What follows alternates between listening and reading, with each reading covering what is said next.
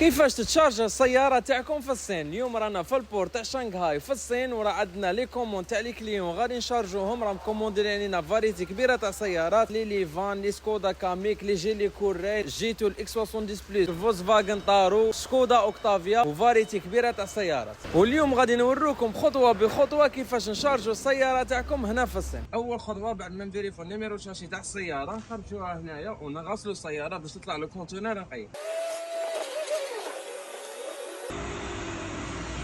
مور ما كملنا لافاج تاع السياره غادي نحطوها في هاد البلاصه هنايا باش تنشف السياره ونشارجوها ديريكتومون في الكونتينر. وقبل ما نشارجو السياره نعاودو نفيريفيو النيميرو تشاسي مع النيميرو تاع الكونتينر تاعها ونديرو لا فيريفيكاسيون جينيرال باه نضمنوا باللي السياره تطلع وما فيها حتى بروبليم ولا ضربه في لاطوب. وموراها ندخلوا السياره في الكونتينر. 4 حبات كيكونوا الواطه صغار كيما الكيا كا اكس 1 و3 كيكونوا كبار كيما سكودا كاميك، ويجوا هكا زوج تحت وزوج ولا وحده الفوق، ويزيروهم غايه بهاد السباتي ويأسيرو باه ما يصرى لهم والو في المومون تاع الترونسبور. ومور ما يكملوا شارجمون يبلعوا الكونتينر ويرفدوه بالشاريو بورت كونتينر ويحطوه في السهم ويروح ديريكتومون باه يفوت على لا دوان تاعهم ويديروا له كليرنس ويحطوا له سيليت سيكوريتي ويطلعوه في البابور.